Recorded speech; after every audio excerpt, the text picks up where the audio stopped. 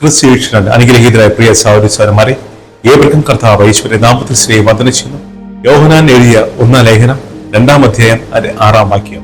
അവനിൽ വസിക്കുന്നു എന്ന് പറയുന്നവൻ അവൻ നടന്നതുപോലെ നടക്കേണ്ടതാകുന്നു. ക്രിസ്തുവിന്റെ ക്രൂശ് മരണത്തിനും സ്വർഗാരോഹണത്തിനും ശേഷം സഭ പരിശുദ്ധാത്മാവിനാൽ നിറഞ്ഞ് പരിശുദ്ധാത്മാവിനാൽ നയിക്കപ്പെടുകയായിരുന്നു. ക്രമേണ സഭ അകത്തും പുറത്തും വളരെയേറെ ഞെരുക്കങ്ങൾ നേരിട്ടു. പുറമേ നിന്നുള്ള ഞെരുക്കം ഇങ്ങനെയായിരുന്നു.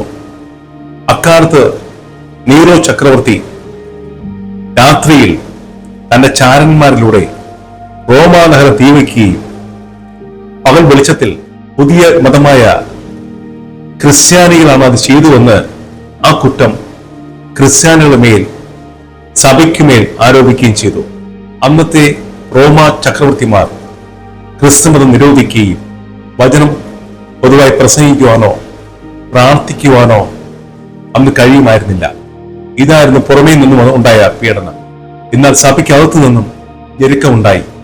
ഉപദേശികളായ പലരും തങ്ങളെ തത്വശാസ്ത്രത്തിൽ വിശ്വസിച്ചുകൊണ്ട് തങ്ങളുടേതായ വ്യാഖ്യാനങ്ങൾ വചനങ്ങൾക്ക് നൽകി സഭയെ തെറ്റായി പഠിപ്പിച്ചു തുടങ്ങി. അങ്ങനെ സഭയ്ക്കകത്തും പുറത്തും സഭ വളരെയേറെ ഞെരുക്കങ്ങൾ നേരിട്ടു.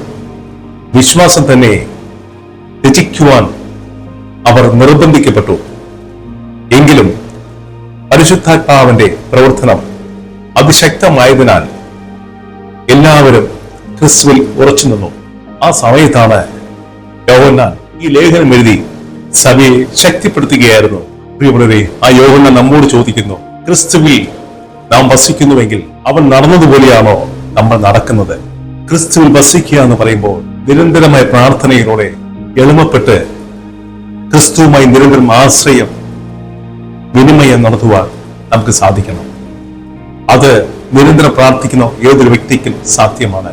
ക്രിസ്തുവിൽ വസിക്കുക എന്ന് പറയുമ്പോൾ എളിമയോടെയും സേവനത്തോടെയും ജീവിക്കുക എന്നാണ്. ജീവിതത്തിലുടനീളം നീതി പിന്തുടരുക, ദൈവകൽപ്പന അനുസരിക്കുകയും സഭായോഗങ്ങളിലും കൂട്ടായ്മകളിലും പങ്കെടുക്കുകയും മറ്റുള്ളവർക്ക് വേണ്ടി പ്രാർത്ഥിക്കുകയും ചെയ്യുക. അയ്യോ പ്രിയ സഹോദരങ്ങളെ, നാം കണ്ണുകൾ അടയ്ക്കാം, പ്രാർത്ഥിക്കാം. അങ്ങ് വസിക്കുന്നു എന്ന് ഞങ്ങൾ പറയുമ്പോൾ അങ്ങ് ജീവിച്ചതുപോലെ ജീവിക്കുവാൻ ഞങ്ങളെ സഹായിക്കണമേ.